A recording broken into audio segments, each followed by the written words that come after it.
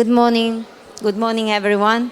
I'm Elena Pasoli, the director of the Bologna Children's Book Fair. So, only a couple of words because I want to tell you why this panel. So I always say that when we travel the world in autumn, usually, attending, participating in different fairs, we always make encounters, we meet organizations, institutions, and we build a new partnership. And everything always comes from meetings with persons. But this time, this panel comes from my meeting with a book. I was walking along the aisles at the Guadalajara Book Fair, and I was strongly attracted by a book that I saw in the stand of Zorro Rojo.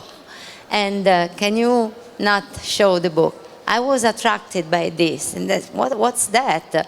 And so I went and started reading the books, looking at all the pages, and I said, no, we have to talk about this. We have to talk about this. So that was the idea, and I'm happy that it comes from the encounter with a book, because sometimes a book can always speak louder than a person.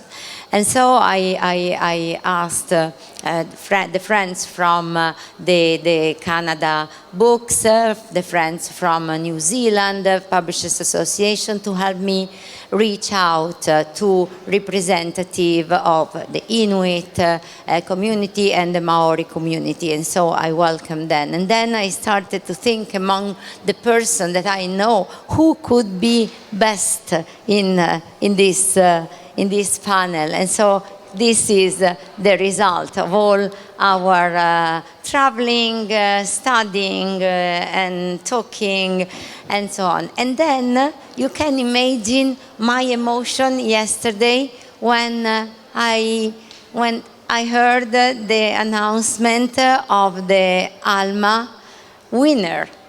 It's amazing. I really am moved because to hear that it was a foundation exactly focused on that, the Indigenous Literacy Foundation.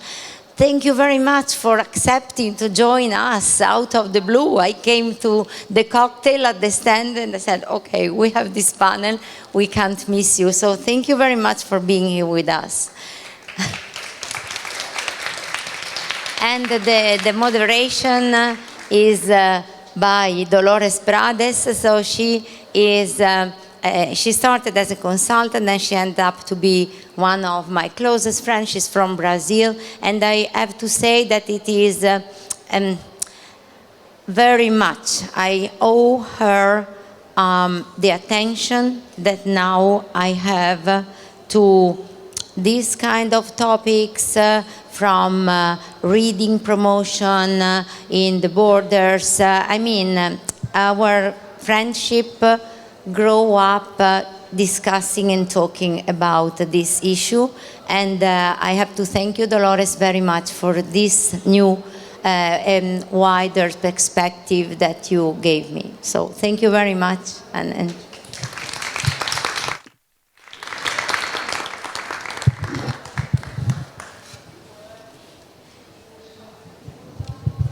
Hi, everyone. First of all, excuse me my English because I don't talk very well, but I will try. I understand better than I talk. Before starting, I want to thank to Bologna Book Fair for opening this space for reflection and for us to be here discussing this topic. And also, thanks, Elena, for everything, and for our guests, for you. The theme of cultural diversity has been increasingly present in children's and youth literature for the past few years. There is nothing new about this. However, the representation of different voices and cultures that until recently, had no representation. Visibility is a recent movement to different degrees in different countries, and also international recognition. The Bologna Fair and its hours have focused on books that would hardly gain expression beyond the market in which they were produced, which is extremely important in terms of disseminating this topic beyond stigmatized and folkloric views.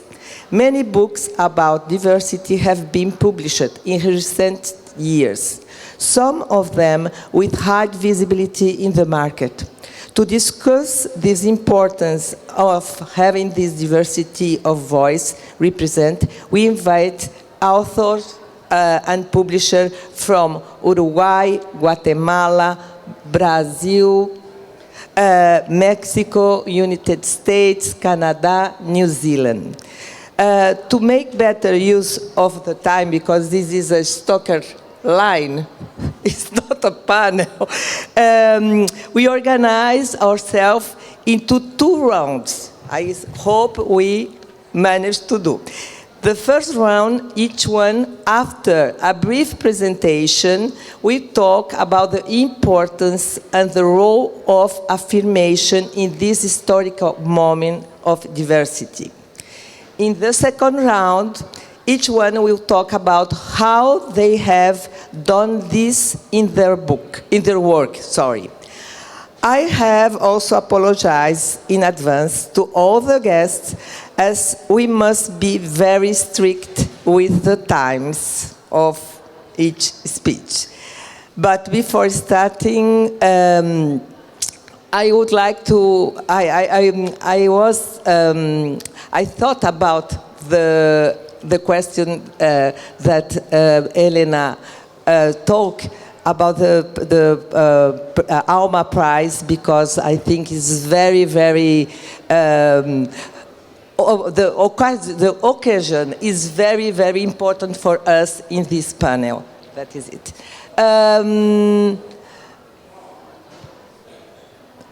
I organize about alphabetic because I think it's the best to do. Aviak, you is the first to start.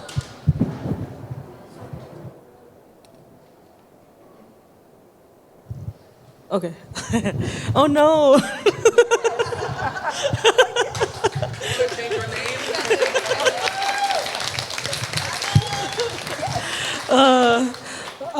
Udlaku koyan namigano tunga sutitaw yung tabunga Bologna Italimu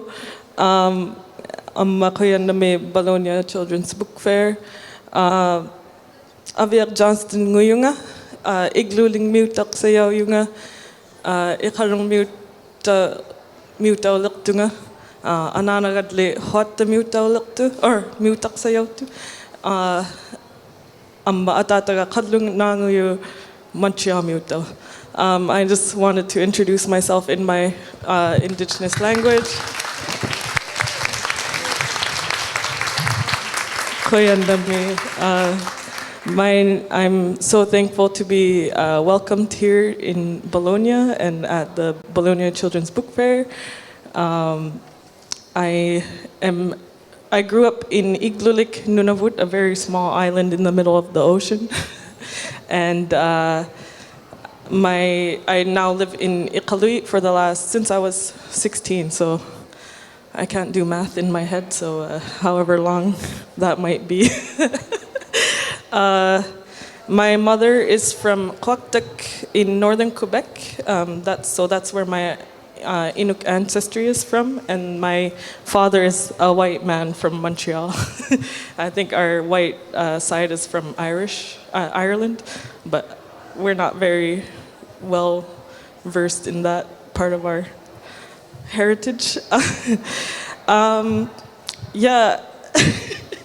I'm so nervous. I've been a writer since I was 21, I think, and it's been 10 years or so, and ever since the lockdowns in 2020, I haven't done a lot of book events. So I work full-time as a program coordinator for a nonprofit organization in Iqaluit. We provide, it's originally known as the Nunavut Literacy Council, but we've grown to focus very much on grassroots cultural literacy rather than reading and writing. Because in Inuit culture, literacy, it's like looking at something and being able to recognize what it is. So the organization I work for is called Ilitaksinik, which translates to being able to identify stuff. So we do a lot of cultural-based and community-based programming, which really helps me with my writing. As for the being a part of this historic moment in literature, and it's very exciting, and I'm from a very isolated part of the world. I grew up in a town of 1,500 people. We've never had a library available where I grew up, and reading and writing was a very private thing. It wasn't really talked about in school. Like, we would read books together in class, but it wasn't something that was a free time activity. So I was very quiet and private about it. And I think over time, being only exposed to books that weren't ingrained in my culture, or I don't know, like, it was very Western what I was reading. And so when I would write stories that were set not at home, but in like big cities,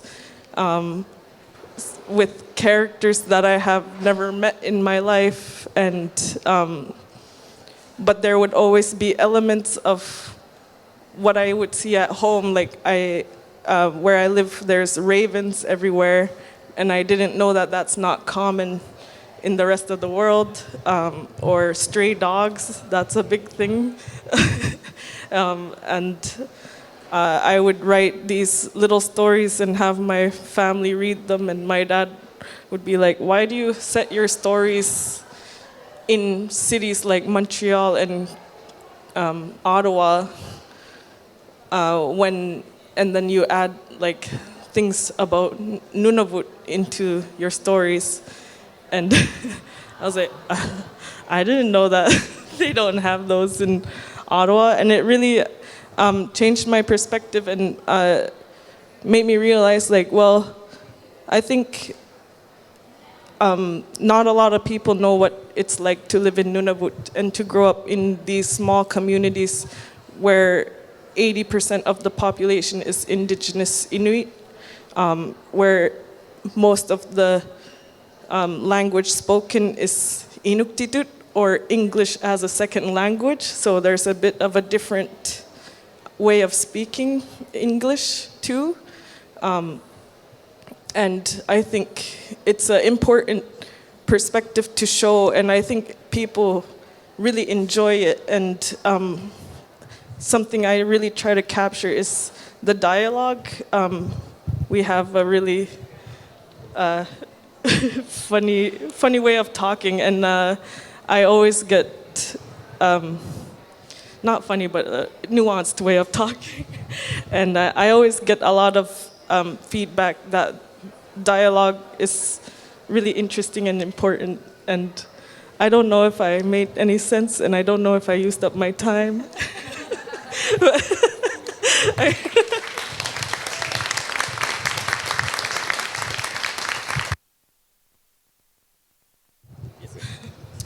Dolores explained us that we have 5 minutes. I want to kindly ask you to observe a minute of silence to remember the more than 13,000 children in Israel and Gaza who have been murdered.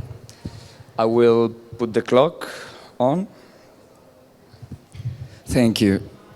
I thought this was also very important since indigenous and native communities has been constantly murder and genocide all over the world.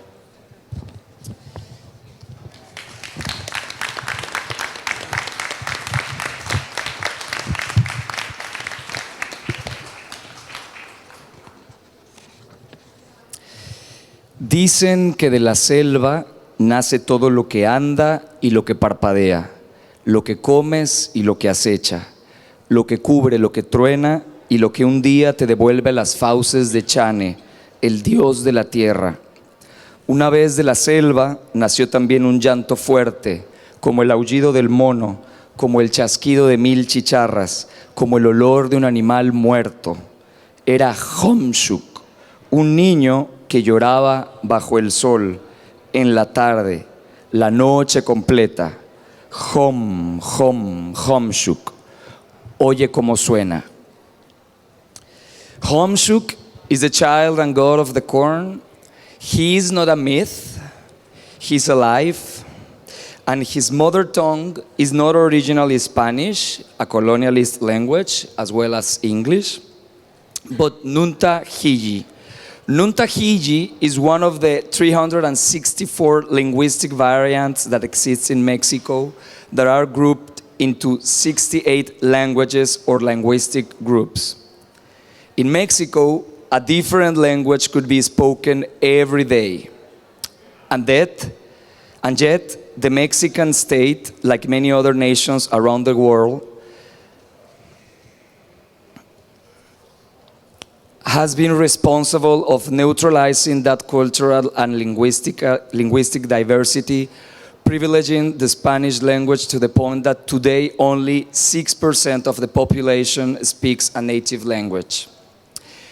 Let me tell you a little bit about, not myself, but Noemi. Noemi, she is 9 years old and speaks Nuntahiji. And although much of her formal education has been Spanish, he has a teacher, Emmanuel Rodriguez, who is an activist and defender of the language and has fostered spaces to speak, read, and write in Nuntahiji. He tells the story of Homshuk to Noemi, the child that overcome many dangers with the help of his family and with the animals. Noemi, this Nuntahiji girl, lives in the community where she was born, but she had never read a book in her language. For her, neither the books nor her reading experience signified a space of her own or a refuge, as we like to call books. They were, in any case, a passage, a foreign house, written in a language other than the one in which her parents speaks to her, other than the language in which her mother sings to her. But a few months ago, we succeeded in our petition to Ediciones Castillo, the publishing house of Homshuk, to create a small print run of the book in Nuntahiji, not a bilingual book, only in Nuntahiji, the original language of this story, with the translation that I insisted it was not a translation but a co-authoring by Noemi's teacher, Emmanuel Rodriguez, more like a collaboration. Noemi traveled 9 hours with her mother and her teacher to get to the International Book Fair in Jalapa, in the capital state of Veracruz. When I gave her the version of Homshuk published in her language, in the midst of the fuss of the fair, she forgot about the journalists and everything around her. She just really opened the book and began to read it. While her teacher Emmanuel was being interviewed, Noemi read and read. Until the moment of the presentation, Noemi was still reading. She could not stop. It was the first time she was reading a story in her language. It was the first time she had in her hands a book written for her, a book of Nuntahiji. Noemi was part of the book presentation with me and Professor Emmanuel, and she read her favorite chapter of the book when Homshuk returned to his house with his mother and give her and all of us the corn. Noemi made one more comment during the presentation to say that she recommended the book to children because Homshuk faced 1,000 dangers and that would make them feel brave. Her synthesis of what many boys and girls look for in books could not be better. The revolution for Noemi, the reason why this book meant so much to her, was not only because she was reading a book in her own language for the first time, but also because it is a story that reaffirms her and the jungle where she lives, her home, her environment, with a child just like herself, growing up in a dangerous world of adults, making her way along the others to face the adult power. Therefore, it is not enough for me to translate foreign books into native language spoken by a minority, as we are called sometimes, in a country. It is also important to look for books originally written in that language and that convey a childhood perspective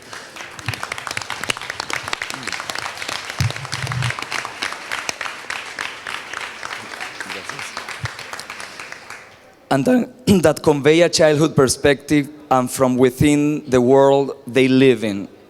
And if such books don't exist, we need to write them. Thank you.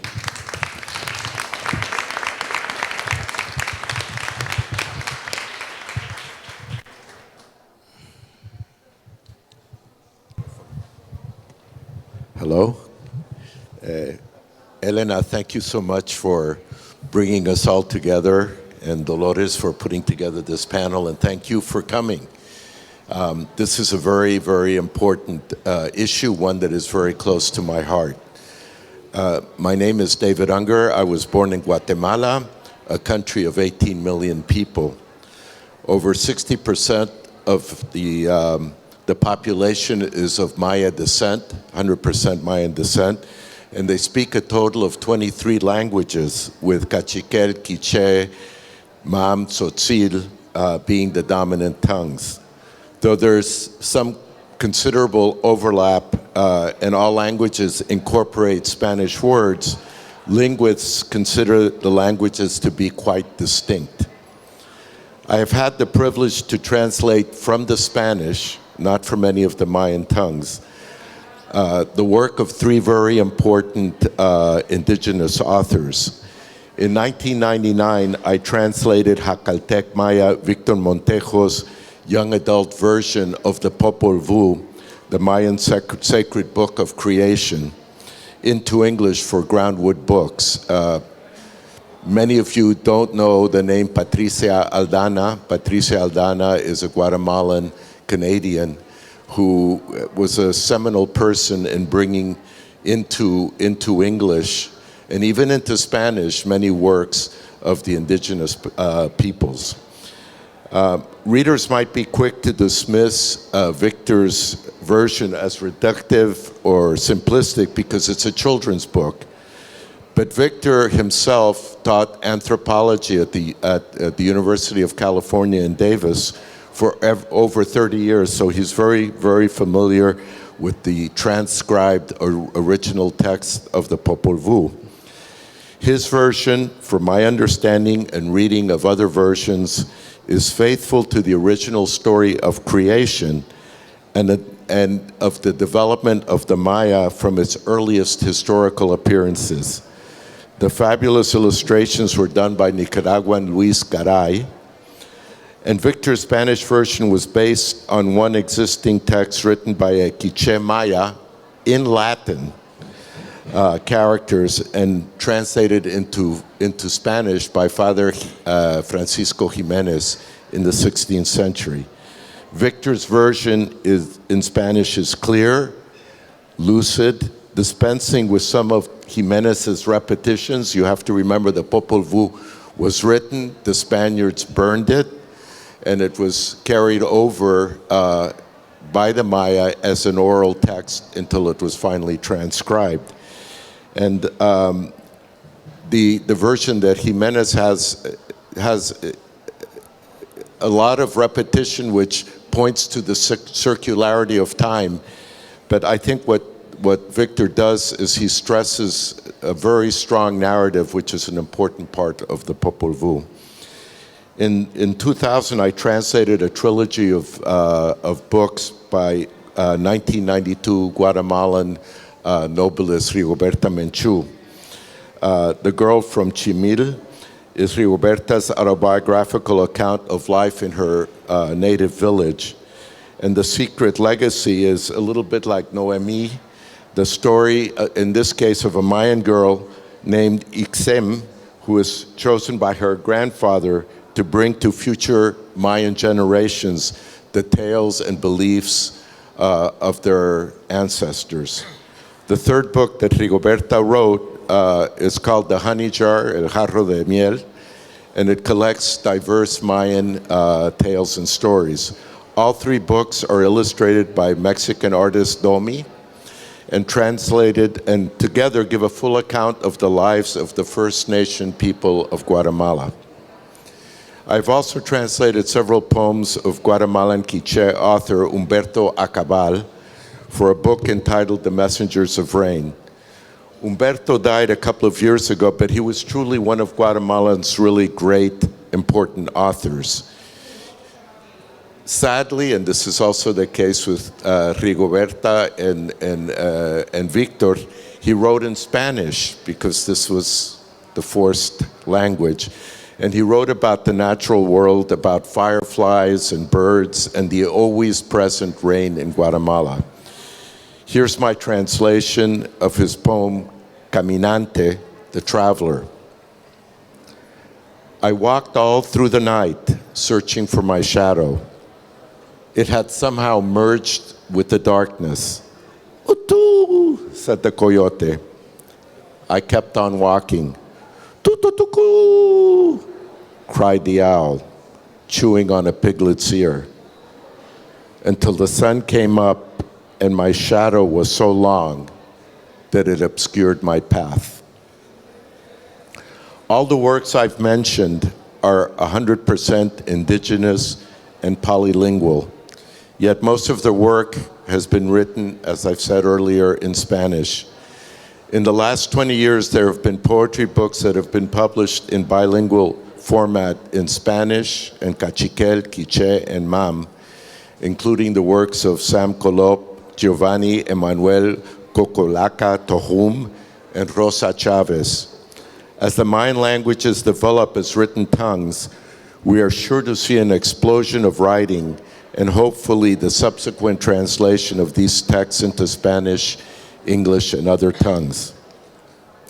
I do want to add something that's a little bit of an aside.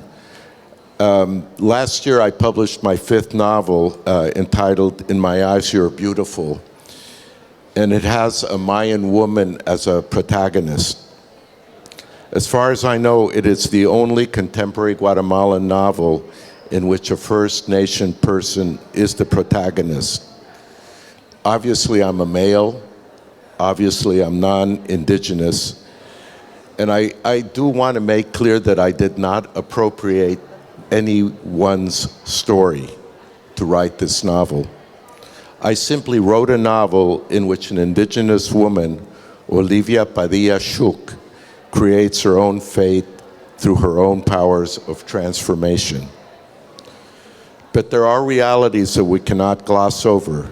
Since the 16th century conquest, Spanish conquest, the Maya have been written out of Guatemalan history due to prejudice, ignorance, and simple, brutal exploitation.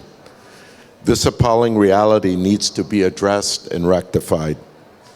I look forward to reading the works of Indigenous authors who are sure to expose readers to the richness of their language, experiences, conflicts, loves, and concerns. Thank you.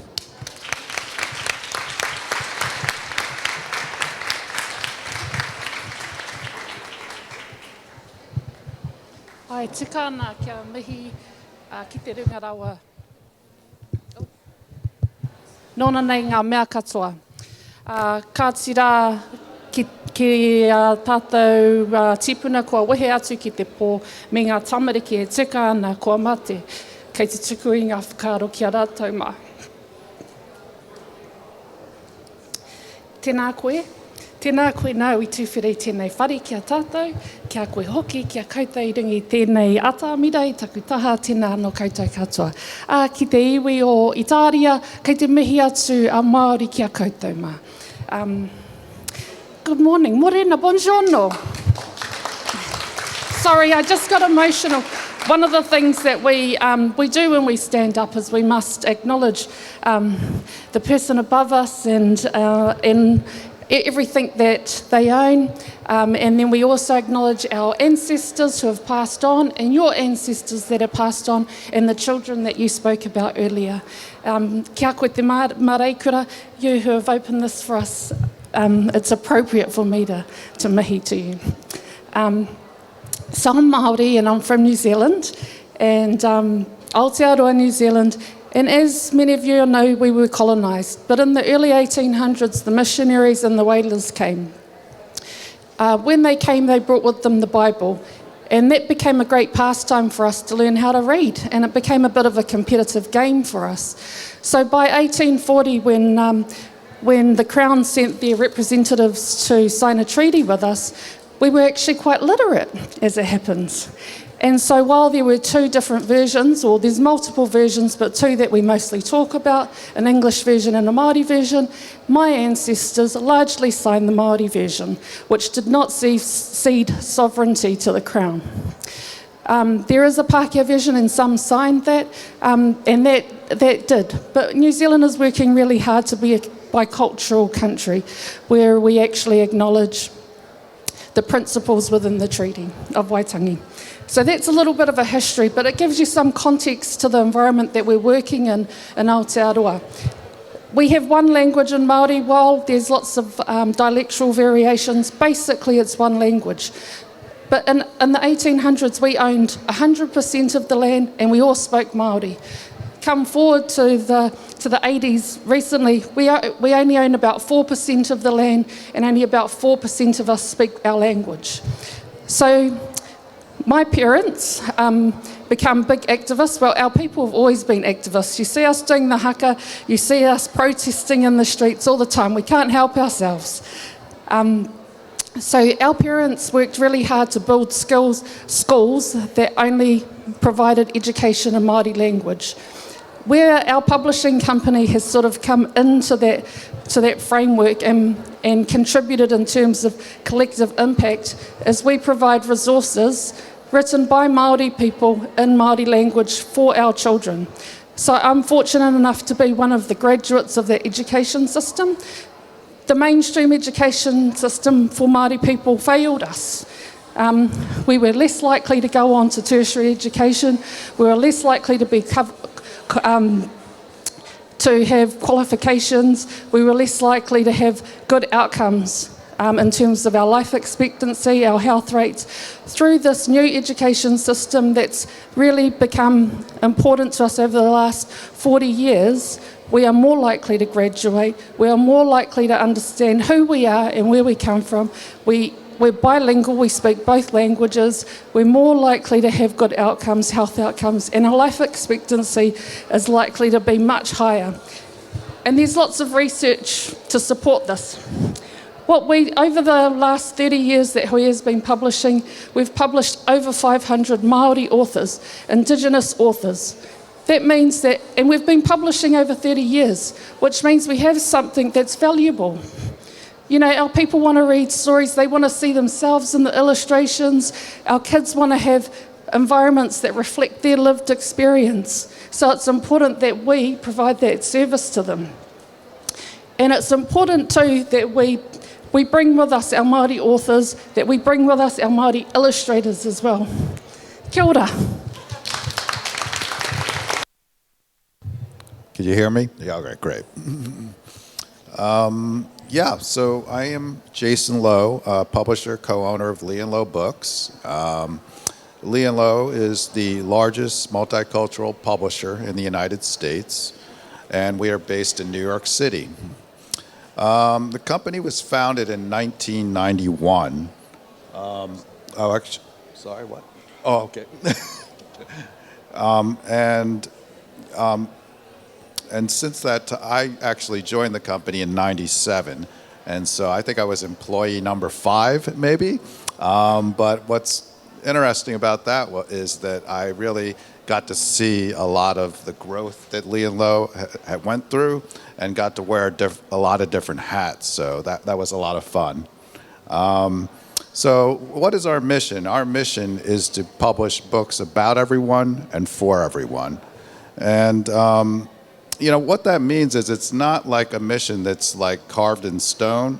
When we started out in 1991, we were laser focused on ethnicity, but then that mission grew to also include, people with disabilities as well as the LGBT community. So, when we sort of identify marginalized groups that we want to include in the mission, we can sort of add them, to the mission. So it's not something that's static, it's something that can grow and adapt to changing times. So how have we brought diverse books into the world? So it's through our publishing program, in-house. We acquire authors, stories, things like that, and we shape them and nurture them and turn them into books and release them into the world and support them with a publishing apparatus that we've developed over the years.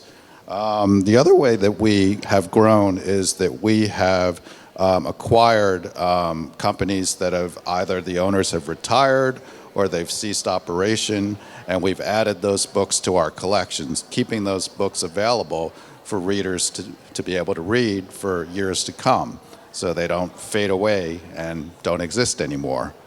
So I like to say that Lee and Low is a proof of concept, basically. And what that means is that there was an old adage back in the 90s that was basically sort of whispered behind the scenes that diverse books do not sell. And so we like to sort of disprove that adage, by having a successful company that is also profitable. And so what were some of the obstacles that we face and have faced throughout the years? One of them was sort of a systemic bookseller bias. And what that was is, let's say you were an author who published a mystery or a romance, right? But if you were a brown or blackface on that cover, you would get relegated to what they call the African American interest section, right? And so what that does is it makes the discoverability of that particular title next to impossible, because your mystery is not with the other mysteries. And so it's operating with kind of a disadvantage, and would basically result in a pretty predictable result, that your book would not sell any copies, and thus the adage would be proved, although it was an inaccurate adage, right? The other thing that we're facing in the United States is rampant book banning. And it's really, it sort of operates under the guise of protecting children from objectionable material and whatnot, but really it's completely untrue. It's really about erasing marginalized groups, people of color, LGBT communities. So let's call it what it is. It's not what they say it is, that's what it is. So going back to the mission, publishing books about everyone and for everyone, I think the mission is important to us anyway, because it keeps us, focuses us. It keeps us from getting distracted. I mean, there's so many worthy causes, in the world right now, and tons of sort of activism that one could partake in. But our mission is clear: to put more diverse books into the world, and that's what we're going to do. And so one could get distracted or spread too thin if you basically, it's like whack-a-mole, where you're basically trying to put out all these fires as they come up, but it sort of takes away from what our mission is to get more books into the world. So I think that the mission keeps our eye on the prize, and that's what we've been doing for over 30 years. Thanks.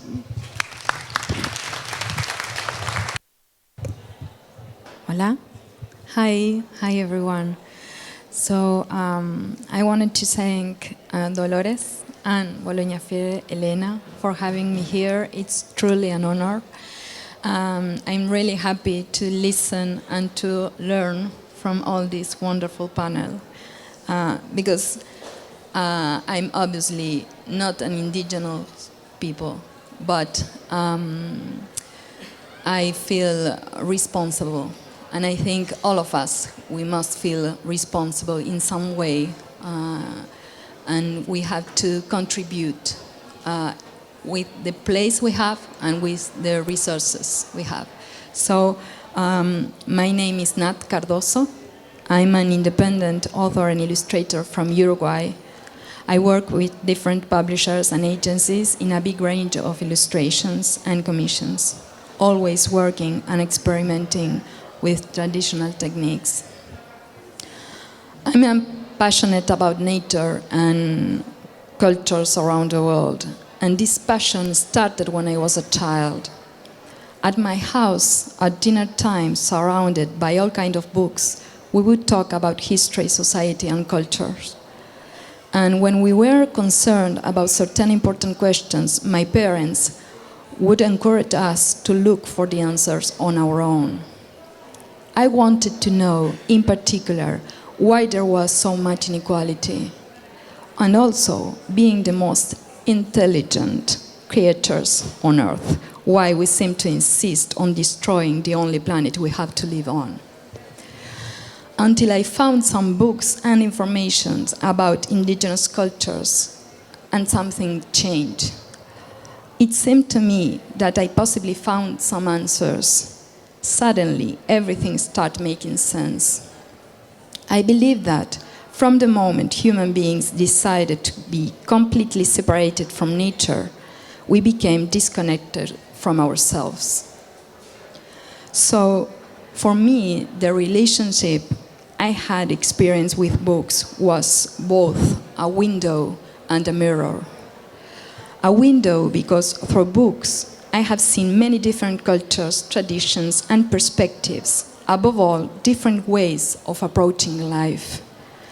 All these differences, as in nature, are something absolutely valuable and rich, like different layers of points of view that complete something bigger. And books become also a mirror because they show me what I have in common with all these human beings out there. And as references, it helps me to have a better idea of who I am. So I believe that showing diversity through books is key in order to build a more tolerant, empathetic, and inclusive society. You know, in Uruguay, until 2 years ago, I think, they said indigenous cultures didn't exist anymore. They became killed by colonizers. And that was the official message. And they teach us that in school. So when I knew that we have 30% of our ADN of the population indigenous, and there's still people alive that are indigenous in my country, I said, we have to talk about this. And I think, as I talked at the first time, we have the responsibility to do something in the way we can. I'm an author and illustrator. I'm not an anthropologist, but I'm curious, and it matters for me. So it was really, really important for me in order to think I can do something from my place as an illustrator. And this was a way, so I'm truly honored to be here. Thank you. Well, I was not expecting to be sitting here today, but thank you so much for making space for me on your panel. I want to talk briefly about the work of the Indigenous Literacy Foundation. We are an independent, not-for-profit organisation, accepting no money from government, providing services as requested by remote and very remote Indigenous communities in Australia. We talk about being community-led, and we are. We do not do anything unless we are invited in by community. If we don't keep the trust of our communities, we have nothing. I thought perhaps the best way for me to discuss what we do, rather than list all our programs, which I've been doing a lot the last couple of days. I'm here selling foreign rights, so if anyone would like to pop past the Australian Collective Stand, Hall 25, A87, we have some books there that I could show you. But we have one, and we hope to have many more, of what we call focus depth communities, where we have worked a long time and actually have people working in the community. That one is the Tiwi Islands, which are two very beautiful islands off Darwin, so off the Northern Territory. It is Indigenous owned land. You need a permit to go there. It is very beautiful, but there are huge crocodiles in the ocean, so you don't go in there. I've been at the ILF for about 18 months. I don't know all the history. But I would imagine the way we first began interacting with Tiwi was through our book supply program, which was our first program. How it works is that communities can apply to receive as many as they want of our 4 packs, which are for different age-appropriate groups. They are books that are chosen by a panel of our Indigenous staff, people from community, and booksellers each year. It's wonderful watching it happen. I love being surrounded by books, so for me that's a good week in our office. Their books are at least 50% by Indigenous authors and illustrators, and we are hoping to keep pushing that percentage upwards. And next year we will deliver our 1,000,000th book. So it's exciting. Thank you. So that was our first program. We also have something we call Book Buzz, which delivers kits for kindergartens, preschool age, for mums and bubs to work together with appropriate age books, because those are also very lacking in communities. And we also eventually began to publish books in response to need going into communities and people saying, can you help us make books in our language, because we don't have them. We don't have them for our children. And in some cases, not Tiwi, where I believe there is one language. There are about 2,000 people who live there, and there is, to my understanding, a joint language. But in many communities we go to, the children there speak 4 or 5 languages, and English is perhaps that 4th or 5th language. It's not the language they grow up speaking. And then they go to school. English.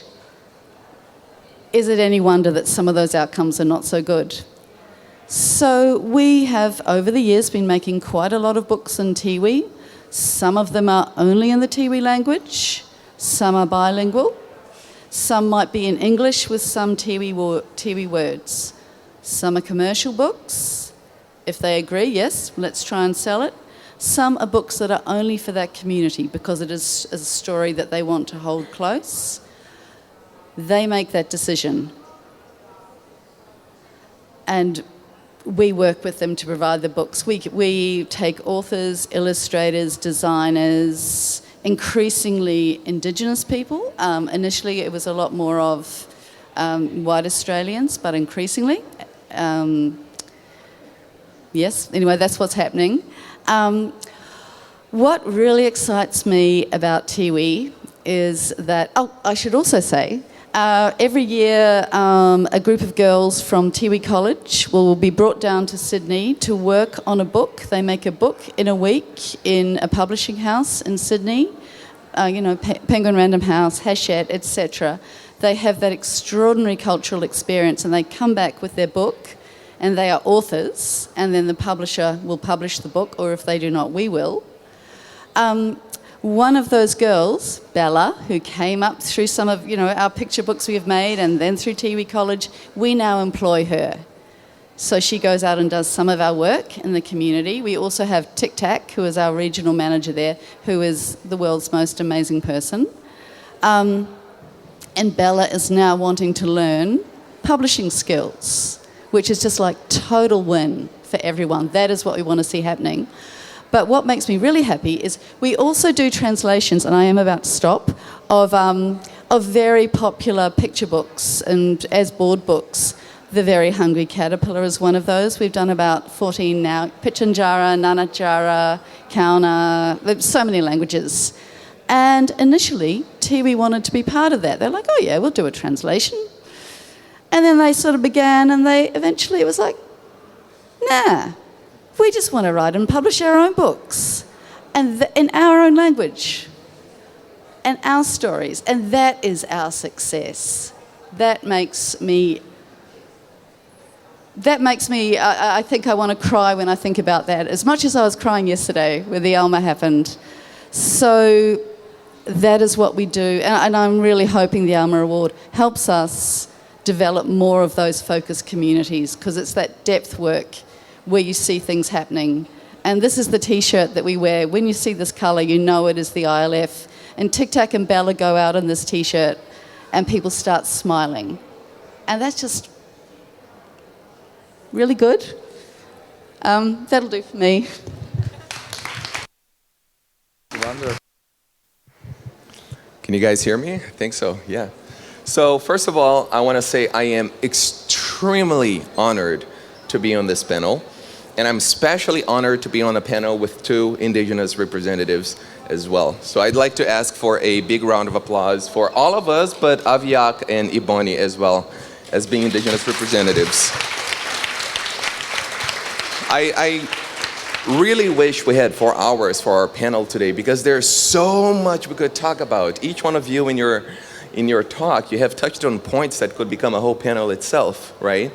Aviak, when you were reading the United Nations Declaration of Human Rights with me yesterday, I read in Brazilian Portuguese, my native language. You read it in Inuktitut. I don't know, was anybody there? Wasn't it just like the best energy? When you went up there and you read it in Inuktitut, I just like, tears, I was trying to hold them. And you speaking in Maori now, introducing yourself and acknowledging the ancestors and speaking in Inuktitut, that's also, I hope you guys felt the energy that was there. So I want to introduce myself. My name is Victor Santos. I am a professional linguist. So during the day, in my day job, I work for a company in the United States that writes language tests to see how well people speak different languages, and we work with over 50 different languages, including some indigenous languages. In the evenings, when I'm not playing with my kids or with my dog or giving my wife some attention, I'm a picture book author. So I'm the author of What Makes Us Human. This is the English version of the book, and it won it was one of the books selected for the White Ravens 2023 catalog. And here in Italy, it was published as La Cosa Più Preziosa by Terra di Mezzo. The book is being published in partnership with UNESCO in connection with the United Nations International Decade of Indigenous Languages. Please just raise your hand if you have heard of the International Decade of Indigenous Languages. Raise it up high so I can see. This is less than, I would say, a third of the people who are here, right? So I want to talk just a little bit more about this. The period of 2022 to 2032 has been chosen by the United Nations to be the period where, especially through the work of UNESCO, the UN is trying to bring attention to the fact that indigenous languages matter. All indigenous languages are important, but unfortunately many of them are at risk of disappearing because the parents are not passing on the languages to their children. There's all these societal pressures around them. We don't have materials in the indigenous languages. We don't have representation, and all they see is something that makes sometimes them feel ashamed of who they are, the language they speak. Yesterday, when your institution got awarded the ALMA Award, one of the justifications of the jury of the ALMA was every child has the right to their own language and their own stories. And I think this is something that unites all of us here in our vision. So my humble book has already been translated into 22 languages, including 3 indigenous languages: Hawaiian, spoken in the United States in Hawaii; Ñañú, which is spoken in Mexico by the Otomi people. And I want to show the Ñañú. Oh no, sorry, this is the next one. This one is already to come out, the one in Ñañú. We just closed that deal. And this one was published in a bilingual edition in Chile, in Mapudungun, or Mapuche, spoken by the Mapuche people. And we just sold 27,000 copies of the book to the government in Chile, and it's going to be available in every indigenous school in Chile, right? This is another very interesting discussion. Bilingual, non-bilingual. The Hawaiian edition is going to be monolingual. They don't want the English there. It has to stand on its own. Depending on the context, releasing the book in a bilingual edition might make sense for a specific cause. So I want us to not think that a bilingual edition is saying that the indigenous language is lesser, but whenever we have a cause, we have to think of what is the best way to achieve our goal given the target audience, okay? I originally come from Brazil, and Brazil is a country where we have 1.7 million indigenous people. This is almost 1% of the population. And I don't know if you know this, but Brazil is actually the country that has the most uncontacted indigenous tribes in the world. So these are tribes that still haven't had much of the influence and the pressure of the outside society. There are approximately 305 indigenous groups in Brazil who speak about 200 languages. Unfortunately, only 5 of those 200 languages have more than 10,000 speakers. One of which is Yanomami, which is, can you show us your book, Nat? Yanomami is one of the peoples represented in Nat's amazingly beautiful book. Very easy to recognize, right? So think of this, 200 languages, only 5 have more than 10,000 speakers. In terms of the publishing industry in Brazil, indigenous culture is very much part of Brazilian society. Because of the colonization, you know, we had indigenous people everywhere. Our food, our names, the names of animals, the names of streets is very indigenous. So you see a lot of books on indigenous themes, indigenous stories, indigenous myths, but you don't have that many indigenous creators. You basically have about 20 indigenous authors and hardly any indigenous illustrators. And these books that are published on indigenous topics, they're published within the traditional publishing houses that every now and then might release a book about an indigenous topic. So I did my undergraduate studies in linguistics in Brazil, and I worked with a tribe called Xavante. I don't know if anybody has heard of them. They're one of the biggest indigenous tribes in Brazil. And I studied indigenous languages during my studies in Brazil. And one thing that became very clear is just how beautiful they are and how complex. In my country, in Brazil, sometimes we actually use the pejorative expression, you know, indigenous language or Indian language. And many people still think that it's a poor way of communication, it's broken, you know, we think of Tarzan. But no, I've studied indigenous languages, and it makes many European languages seem so easy to learn, even Russian, which is one of the languages that I speak, right? So after I finished my studies in Brazil, I moved to the United States. The United States has approximately 167 indigenous languages. Navajo, has anybody heard of Navajo in the US? 167 languages, only 3 of them have more than 10,000 speakers. Navajo, Yupik, and Apache. Only 10 years ago, we had 6 languages that had more than 10,000 speakers. Lakota, which is one of the languages of the United States, lost 6,000 speakers of the language in 10 years. Can you imagine this? In a decade, you have fewer 6,000 speakers of the language. The publishing industry in the US, I think, is doing better than in Brazil in terms of indigenous representation, in the sense that we have more indigenous creators, right? So for example, have you heard of the Caldecott in the United States, right? The Caldecott is basically given to the illustrator of what is considered the most amazing children's book of the year. And in 2021, we had We Are Water Protectors, right? Which was created by an indigenous author and an indigenous illustrator. So in the US, you have more indigenous creators participating in the industry. The connection between language and culture is something that we always have to keep in mind. It's like two sides of the same coin.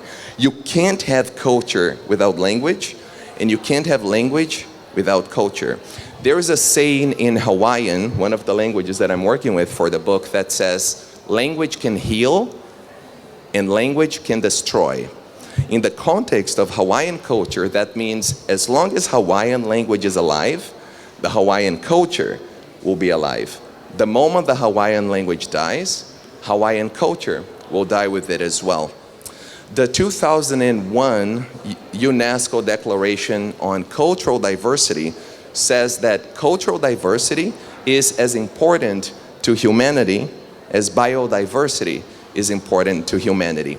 Every time we lose a language, we lose a big chunk of a culture. And that's a loss not only for the people of that culture who speak that language, it's a loss for all of us. It's a loss of all the secrets that each language embodies. So this book is basically language talking to the reader. It works as a riddle in which language is talking about itself, giving clues. I've been around for a very long time. In the beginning, I was one. Now you can find me in many different shapes, but many of me are dying. When you grow up, too many could be gone. So the book talks about language with a very special focus on indigenous languages and the need for revitalization. I'll finish soon because I think we might be running out of time. But one thing that I would like to pose to the panel is, what does indigenous representation actually mean in books? Let's talk children's books because this is our focus. Is it books that talk about indigenous themes and stories, regardless of who wrote the book, whether it's an indigenous creator or a non-indigenous creator? Is that indigenous representation if you have indigenous themes?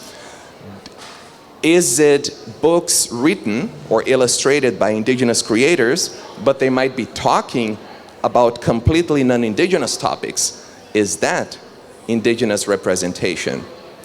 Is it books written by, it doesn't matter whom, it doesn't matter on what topic, but in an indigenous language? Is that indigenous representation?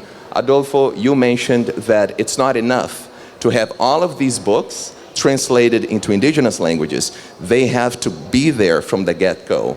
They have to be created by indigenous people where their culture is represented by themselves, right? I want to claim, some people might disagree with me, I think that all of this is doing good service to indigenous representation. I think the main aim is to have stories created by indigenous creators. But Huya, for example, Ibani, you translate Junior Donaldson, the Gruffalo, into Maori. You translate Maurice Sendak, and these are not indigenous creators.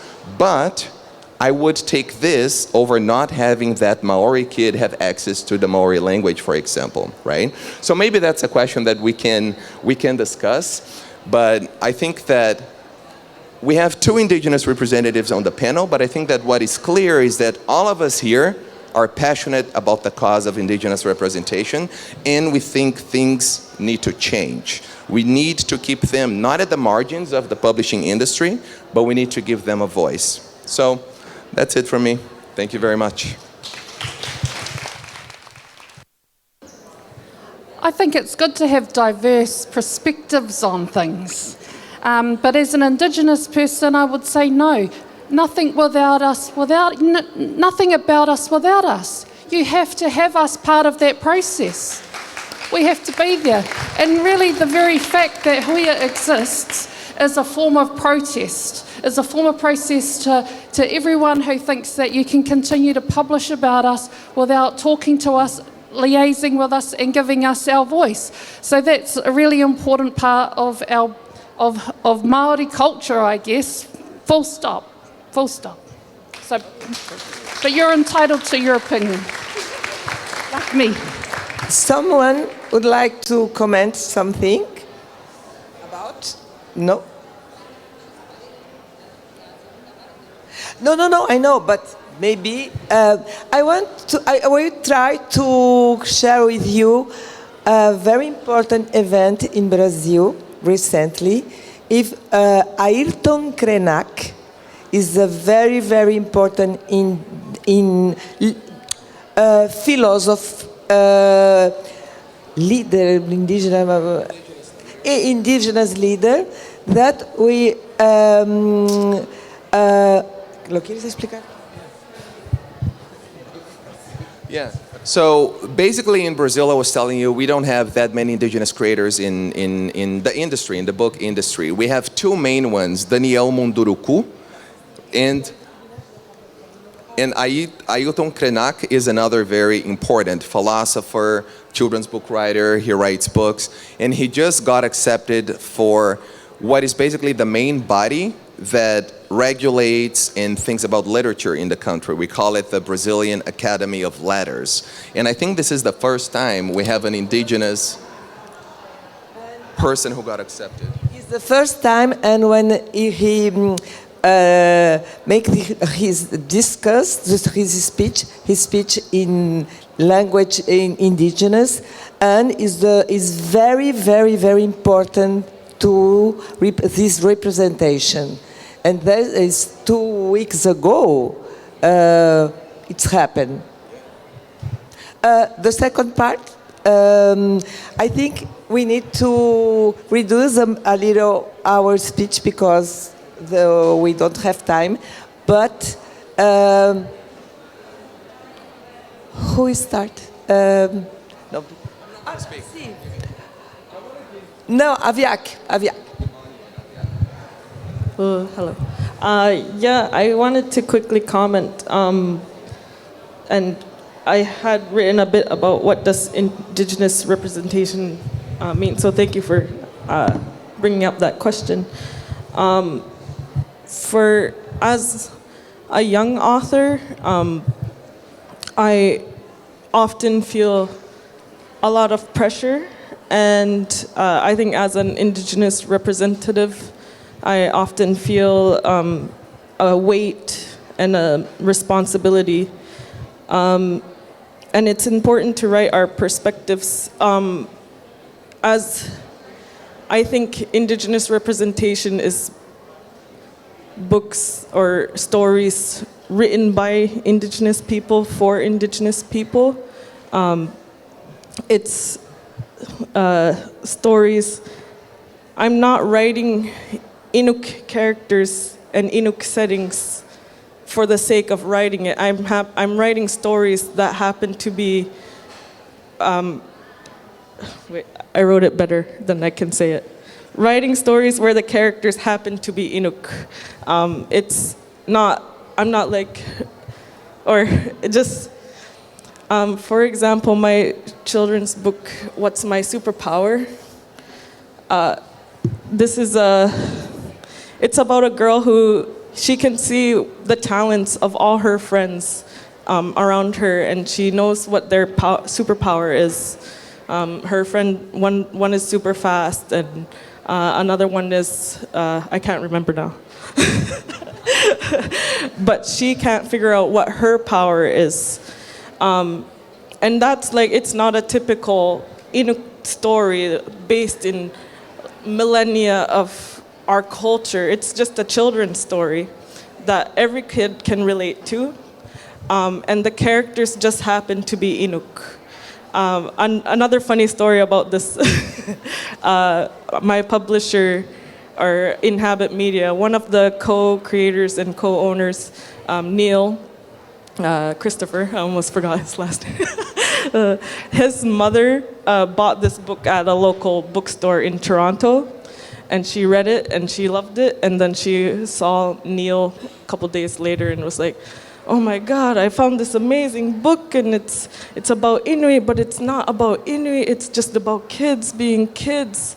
But they're Inuk, and it's a great story. And he goes, yeah, Mom, we published that. She didn't because I think a lot of Indigenous content is so focused on being about the culture, which is amazing and it's so important, but it's also a freedom to be able to write a story, kids being kids, without being weighed down by having to represent eons of our culture and our language. And yeah.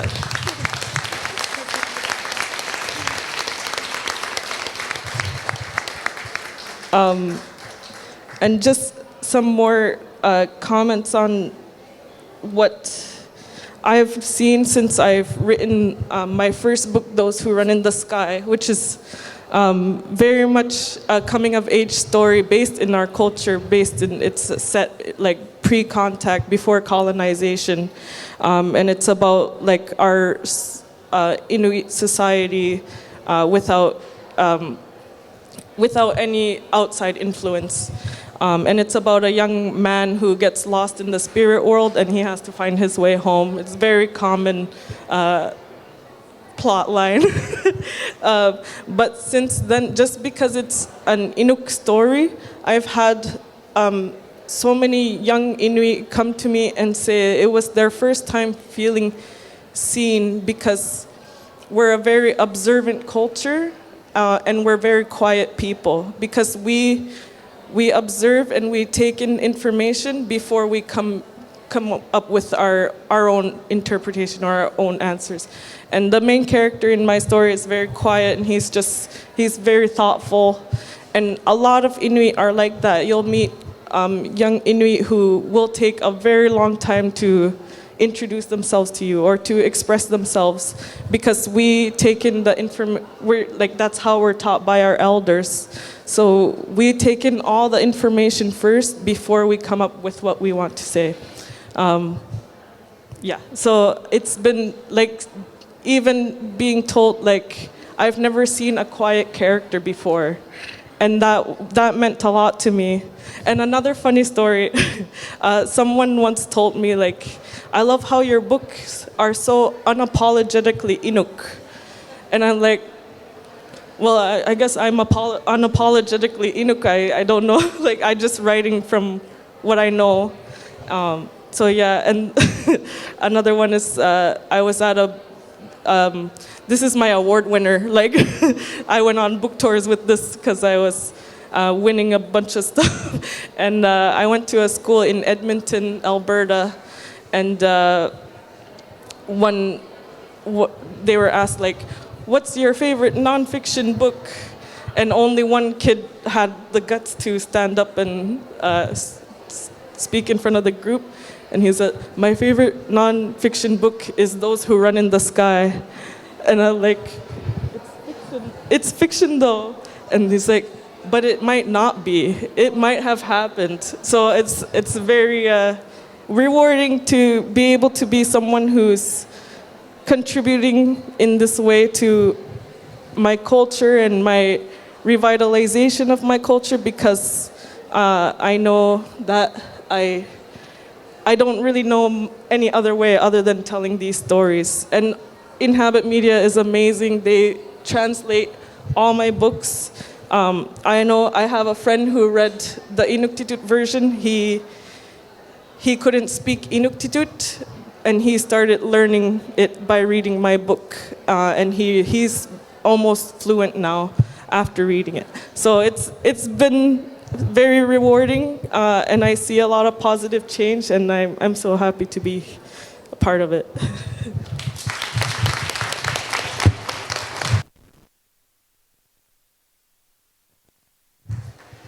I guess I'd like to talk to you because most of you are publishers, and a lot of you are probably either publishing Indigenous writing or considering it. And I think that if that's something you'd like to do and you're not actually Indigenous, I think that it does require quite a lot of thinking, and you should make time to consult and to think through what that strategy looks like. Because I can't remember quite what the comment you made about the Hawaiian, one of their statements. The way that I read that as well in terms of language or interpreted that is that you can cause a lot of harm as well. You can cause a lot of harm, and you need to be mindful of that. And like, I appreciate that you've acknowledged our indigeneity and given us time to speak a little bit more, because I think those are the things that you can do to be a good ally, to be supportive of Indigenous people. And that's what we want to see. That's what we need as Indigenous people, is that kind of support. Not coming in and telling us what's best for us, because we know what's best for us. That's why we have better outcomes in terms of health, language. We too are reviving our language. We expect that there'll be, over 1 million people who are able to speak our language in the future, and that's important to us. So that's what I'd encourage you to do, is really think about that strategy and consider it, and be thoughtful and be consultative in your approach to that. And I agree too in terms of making sure that, some may be traditional stories that you want to publish that represent a tribal group and their language and their dialect, and others are just dazzle hands, hooray, and might not have anything to do with the language. And that's our right and our prerogative to be able to do that. Some represent the places that we go and the experiences we have as Indigenous people, and other stories are reviving traditions and rituals that are important to us.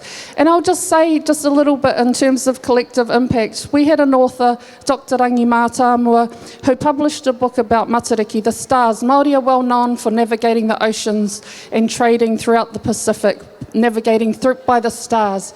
And Rangi's book, Matariki, it won no awards and it got no acknowledgements really, but he went around, and it has a lot of tradition, a lot of science in it, and as a result, New Zealand has made Matariki a public holiday.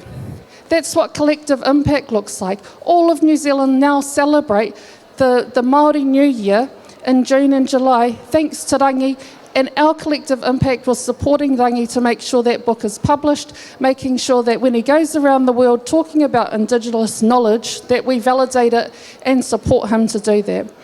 So, ka pai.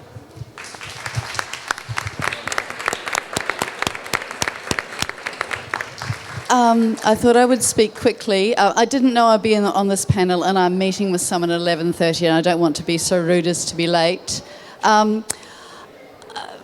What does Indigenous representation look like? In a way, I'm very fortunate that I can answer, it looks like what my Indigenous colleagues tell me it looks like. I'm in such a fortunate position to be able to learn so much. And all I could say, we were talking about, people in publishing. Take the time to listen and learn and do the work. And it's really hard work, but it's so worthwhile. I feel like my world becomes bigger every day with the learning I am so, so lucky to be able to do. And now I'm going to be I feel like I'm being rude here, but I need to be not rude to the person I'm meeting with, so I will go. But Hall 25, A87, I would love to continue the conversation with anyone. Wonderful.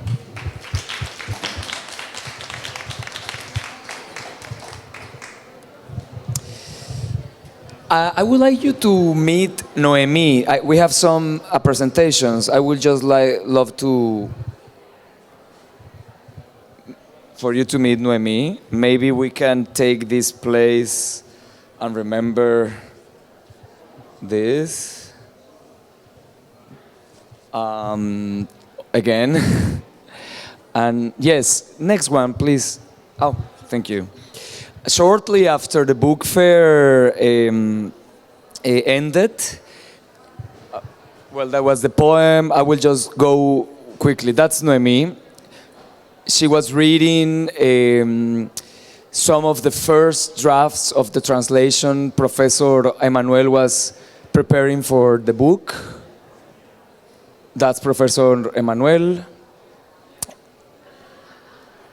These are some of the illustrations by Amanda Mijangos and Armando Fonseca. And that's Noemi reading for the first time a book in her language and non-stopping, reading again in the presentation. And this happened after that book fair. They actually, this process triggered in them the desire to create. And they wanted not only to tell the story of Homeshuk, but other stories about animals they like and about being a child in that place, and just doing that in order that other and younger readers of their same community and school could read also the books that they don't have in their language. It really tells us a lot about, what is really needed to be done. I think that's it. Yeah. Just quickly, because we are running out of time, I think this panel show us how urgent it is to go farther, one step ahead of this being a trendy topic, which is very convenient for the publishing houses, but not for the people that are really struggling everyday racism. We are so racist still in this field and in the whole world in general, that maybe, I hope one day we'll see these kind of issues addressed in a panel that is not called like this, that is just part of every program in different book fairs. Anyway, I want to really thank the Bologna Book Fairs and Dolores and everybody here and my colleagues, because this can be like a start point, maybe to make a permanent, always room for these kind of discussions with more authors, more publishing houses, more people trying to make a difference for all these children that doesn't feel represented, and they are still struggling not only against war but also against the war within their communities, where they might be protected and safe, but they are facing racism, as I was saying, every day. So yes, that's it. Thank you.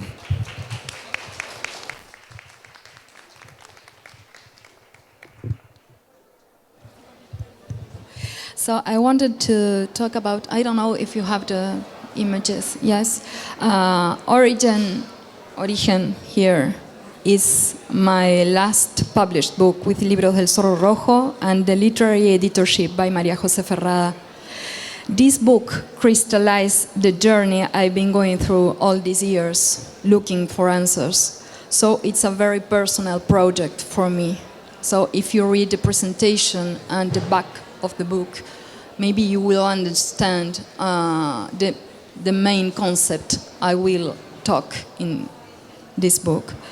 So it's both a knowledge and a literary book about indigenous cultures around the world, and there's also lots of additional information that gives historical and actual context about them. So a team of the anthropology department of the University of Jujuy, directed by Gabriela Garasic, was needed. So for me, it was an answer to see the strong bond between the indigenous with nature. So we can't talk about preserve nature without talking about indigenous people. It's just something, a statement. I want to quote Baba Dioum, something inspired with his quote, and it says, in the end, we will take care of what we love, we will love what we know, and we will know what we have been taught. taught. So when I make workshops about this book, and I talk with children and also adults, they come to me very emotional with their stories, and they seem to connect and empathize the idea. And that's my first goal. And that's this responsibility I was talking at first. I think it's a start point, so we can listen more. We are inspired to look for more information, to open our mind and our sensitive, and see this as a very normal and very rich that must be in the books, in the libraries, in schools. We have to talk about this in order to make change. So I could talk hours about the backstory and the process of this book, but I want to finish by saying that transmitting a sense of hope was really important to inspire readers to look for more information. So you will find a QR code with bibliography, and there's some ONGs that are working very close and very professionally with Indigenous, that they are struggling right now, and also with web pages from Indigenous people, and to reflect on our way of life, and also to make better decisions. So thank you very much for this opportunity and all I could learn from all of you. Thank you.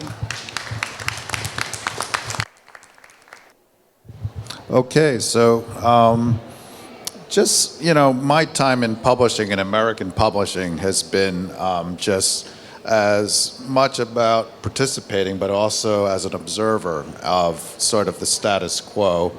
I'm actually going to advance pretty quickly through this.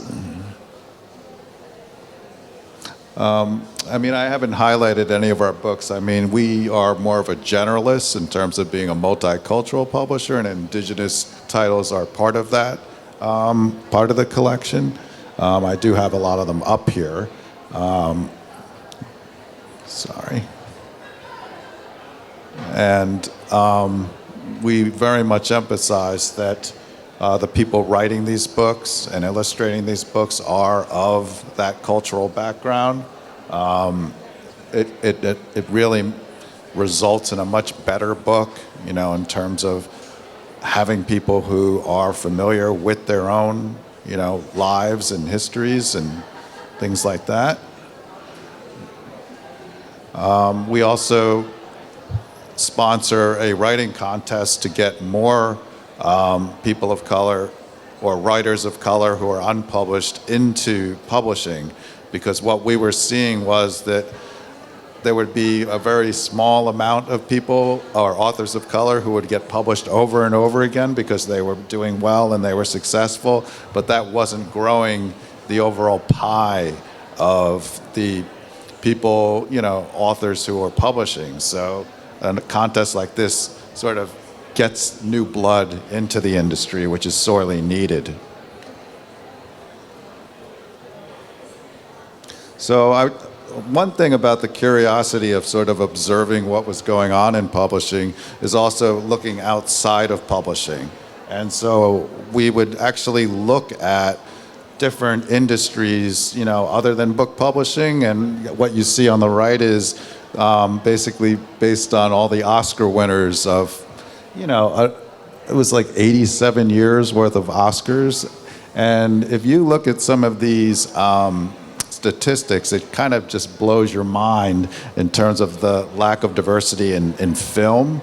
And so we took a look at this in terms of film, plays, television, and what was unsettling or odd was systemic means that something is widespread. And so you're seeing the same results popping up over and over again. So the lack of representation in publishing is not just about publishing. It's about all these other industries. All the sort of pop culture that we take in was suffering from the same lack of representation. Are we almost done? Yeah.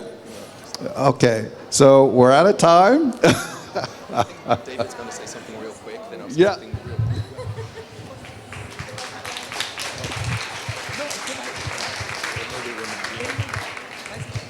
Well, I think we have to end. We have another event. And what I want to do is I want to invite all of you to stay. I will be discussing this book right now with Anna Forlati. Who knows Anna? Raise your hand. Anna Forlati is a well-known Italian illustrator. She's the illustrator of What Makes Us Human, La Cosa Più Preziosa, that was translated by Vera Geno, who's an Italian-Hungarian linguist. So thank you so much for coming. This was a very special panel, and please stay for the next one. We're going to talk more about Indigenous representation, Indigenous languages, and I want to invite Aviak, Ibani, and Aviak's sister as well. I want to thank all for you, and I think this is only the start of this discussion, and maybe the next year we will be here again. I hope.